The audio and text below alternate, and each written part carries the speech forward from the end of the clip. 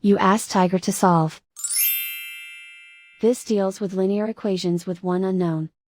The final result is s equals 1 over 3. Let's solve it step by step.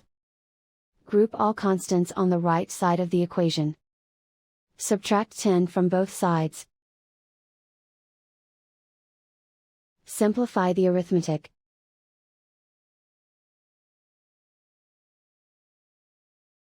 Isolate the m. Divide both sides by -30. Cancel out the negatives. Simplify the fraction. Cancel out the negatives. Find the greatest common factor of the numerator and denominator.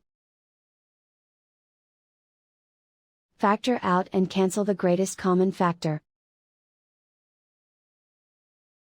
And so the final result is s equals 1 over 3.